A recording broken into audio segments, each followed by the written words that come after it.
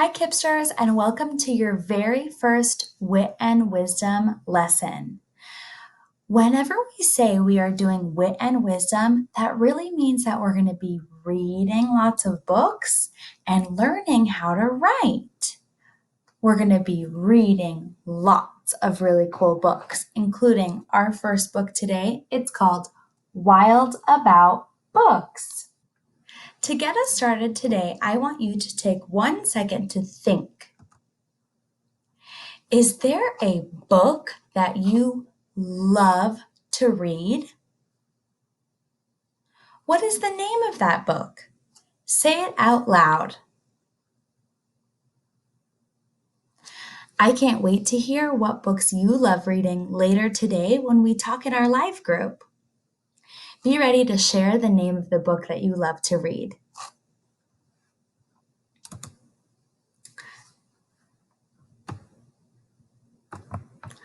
Like I said, today we are going to be reading this book, Wild About Books. And as we're reading, your job is to notice what's in the words or in the pictures. Your job is to notice what's in the words or what's in the picture. Hold on. First, we need to talk about what does the word notice mean? Take a second to think. When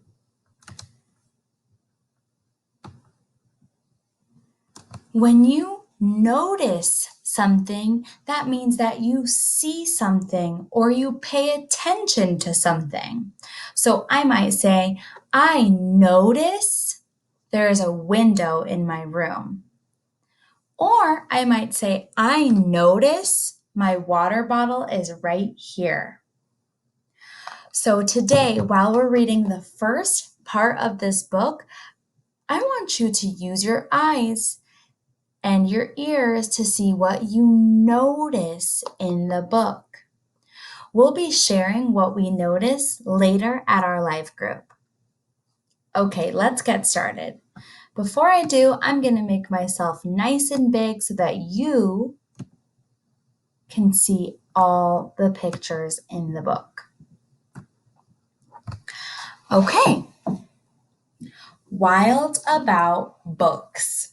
And the author, the person that wrote this book, her name is Judy Sierra. And the illustrator, or the person that drew the pictures, his name is Mark Brown.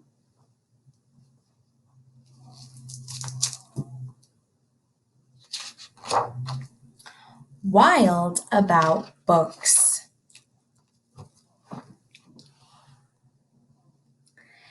It started in the summer of 2002 when the Springfield librarian, Molly McGrew, by mistake drove her bookmobile into the zoo.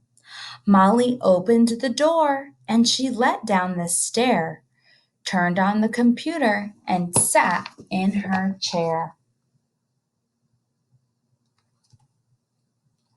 At first, all the animals watched from a distance, but Molly could conquer the strongest resistance.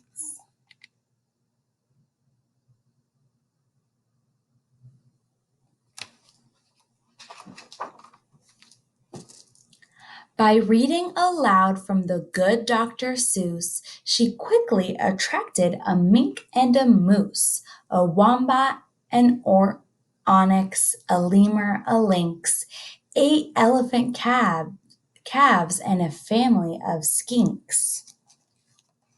Wow, that's a lot of animals. I'm going to take a moment to look right down here. What do you notice? I notice that there are 1, 2, 3, 4, 5, 6 little lizards listening to the story.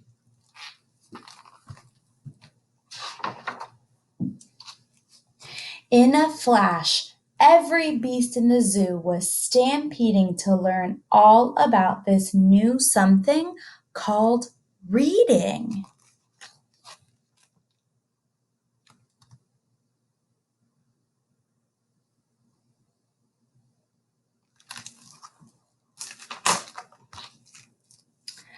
Forsaking their niches, their nests, and their nooks, they went wild, simply wild about wonderful books, choosing thin books and fat books and cat in the hat books and the new books and true books and heaps of how-to books.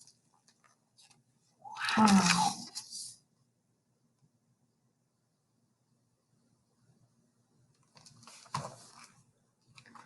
All the animals are so excited about reading.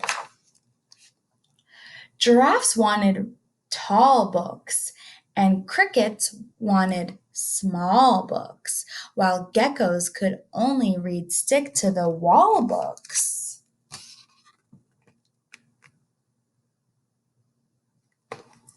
Do you see the geckos reading the stick to the wall books? The pandas demanded more books in Chinese. Molly filled their requests, always eager to please. She even found waterproof books for the otter who never went swimming without Harry Potter.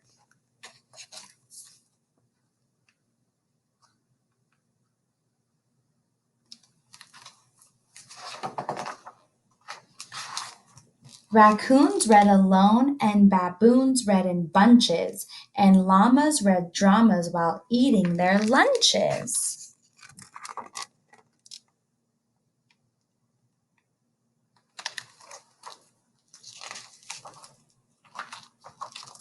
Hyenas shared jokes with the red-bellied snakes, and they howled and they hissed, their funny bones ached. Take a moment to think. What do you notice? I notice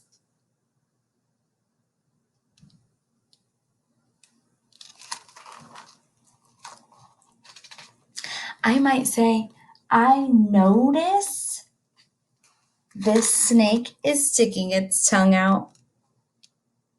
What do you notice?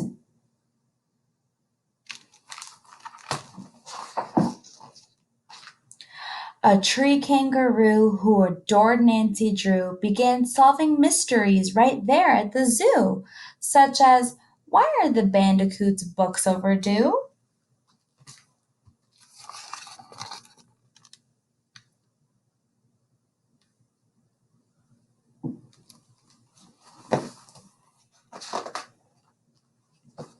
Gently, Molly taught lessons in treating the books right, for the boa constrictor squeezed Crichter too tight. Baby bunnies mucked up Goodnight Moon with their paws. Giant termites devoured the Wizard of Oz.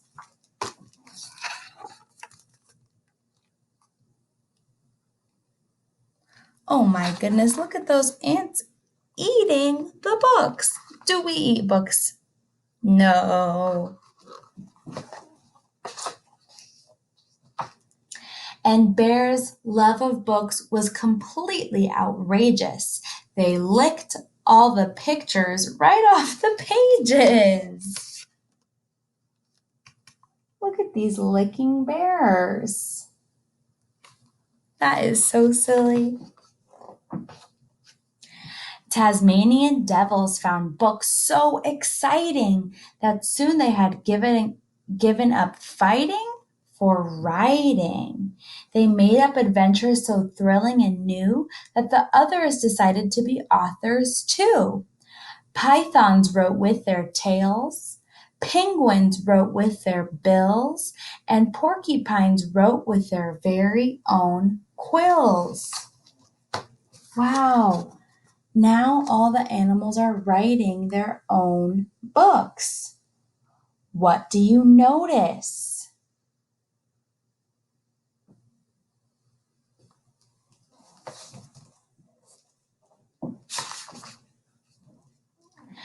At the new insect zoo, bugs were scribbling haiku. The scorpion gave each a stinging review. Oh my goodness. The scorpion saying, stinks, pretentious, boring, redundant. That's not very nice, Mr. Scorpion.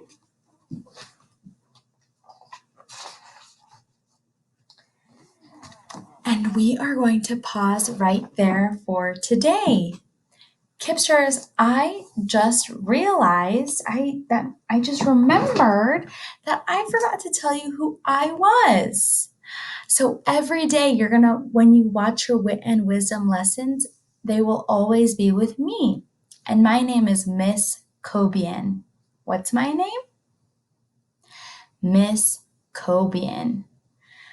Well, Kipsters, I can't wait to hear about what you noticed in Wild About Books, the first half. You'll be talking about Wild About Books in your small group a little bit later today. I hope you have a great rest of your school day, and I'll see some of you later at a live session. Bye, Kipsters.